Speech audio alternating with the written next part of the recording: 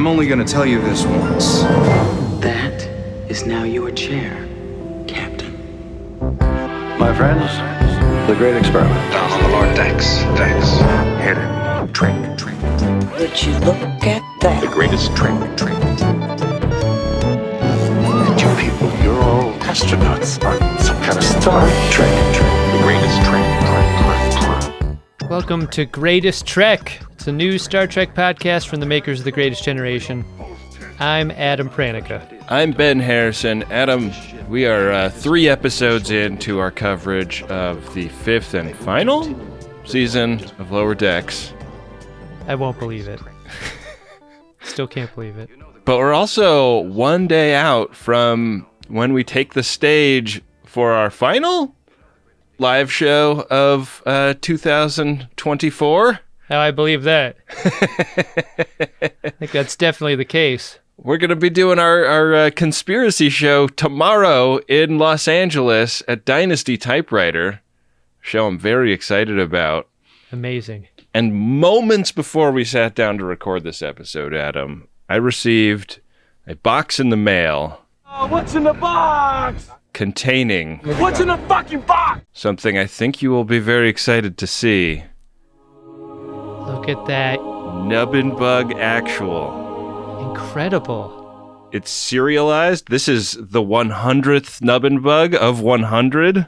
That's so cool. It looks like it's got one of those library card stamps, you know? Our friends at Vulpin Props, actually got the type of stamp that they use to serialize limited edition things to stamp this. You gonna pop it open on the show? I'm gonna pop it open on the show. I mean, I have to be very careful because somebody is gonna get this. Somebody's order will include... Does it have the little disc of adhesive tape on either end to hold the flap shut, or can you get in there and... I think I can get in here without causing harm, and I hope that whoever gets one Nubbin Bug 100 is psyched that it had a special moment on the show, and is not annoyed that it's been meddled with by a greasy Star Trek podcaster like Benjamin R. Harrison. This is a cameo bug here. This is great.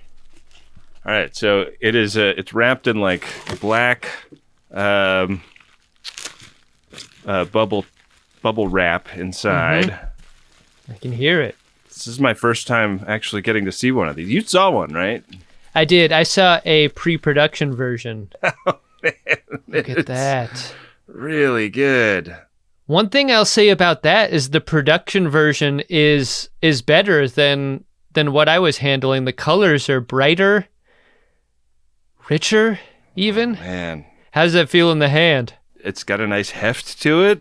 Yeah. It's a genuine work of art. I can't believe we did this. This is so exciting. Hold it up to the camera again. Yeah. Wow. Let's see if I can hold it in a way where you can really get a load of the whole thing. Is it flexible enough that its maw moves or anything, or it's... No, it's a pretty rigid structure. But it's not fragile. No. I would hasten to say you could probably drop it and get away with that, but I wouldn't recommend it. This is a collector's item. Yeah, you know what? I bet some FODs are going to break off the nubbin part and have to glue them back together. Yeah, sure. I want them to be careful with this thing. I mean, the ones that Garrett Wang gets will probably all have at least a limb or two broken off.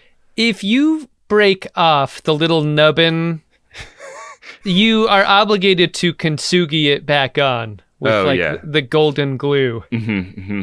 That's would that heal you in conspiracy if somebody sees the nubbin and just goes and grabs it?